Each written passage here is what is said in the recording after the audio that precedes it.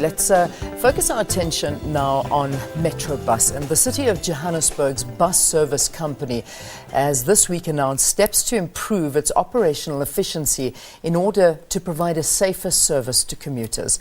The bus company has been blemished by a spate of accidents since last year, including the very recent incident where two buses collided head-on, claiming 3 lives and injuring over 66 passengers. Now, the company further announced that it would be spending 500 million rand on the refleeting of 150 new buses, which would be delivered by June. To discuss the issue, we are joined in studio now by Mavela Dlamini, his Metrobus's managing director. It's good to have you. Thanks for being with us this morning. Thank you, Leon. I think what a quite a profound statement coming from Metrobus, which you did make on Monday, saying that you have acknowledged that your service is not reliable or as safe as it should be. In reality, it took accidents to the magnitude as the ones we've seen for you to admit this. Why was something like this not admitted earlier and done something about? Well, it had been admitted, Leon, because I think that's one of the reasons that the city found it necessary to recapitalize the operations of Metrobus to the tune of 500 million and refleeting. The kind of problems we had at the time was that the reliability had gone down, in the sense that too many buses were breaking down, and therefore buses were being overloaded, and therefore it caused a lot of other stress. And the city felt that we needed newer buses, more buses that would afford that reliability.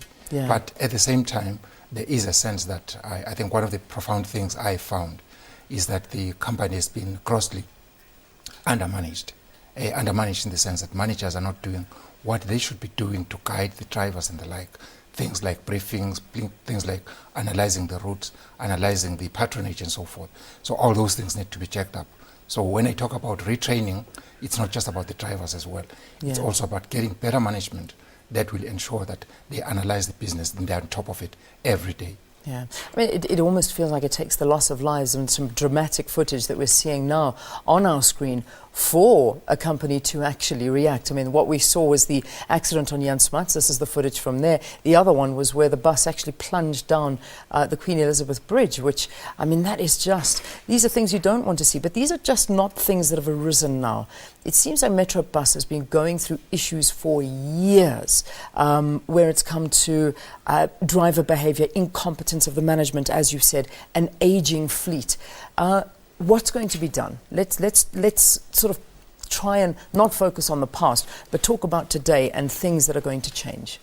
Well, just in one sentence, the past is important in the sense that that's where we learn from. Of course, it's important. That issue of moving forward is actually spared by the incidences that we've had. And what we're going to do right now is we needed a new operating environment, and since I started, we've developed a new strategic plan that is going to guide the business in terms of looking after our customers, ensuring we look after the assets, we collect the money, because half the time the money that's supposed to be collected from patrons doesn't arrive into our account for different reasons. All those things need to be checked up, but most importantly, the passenger safety needs to be the #1 priority in the company, and you do that by having a responsible driving team. Now, at the moment, 95-98% of our drivers are very competent, reliable, and quite effective. But the 2-3% let us down, and we don't want the 2-3%. And in training, we want to focus on 4 areas. One of those is just upgrading the driving skills for the drivers to be able to drive the vehicles safely. Because if you got your license 40 years ago, the vehicles that were manufactured then are quite different to the vehicles we have today.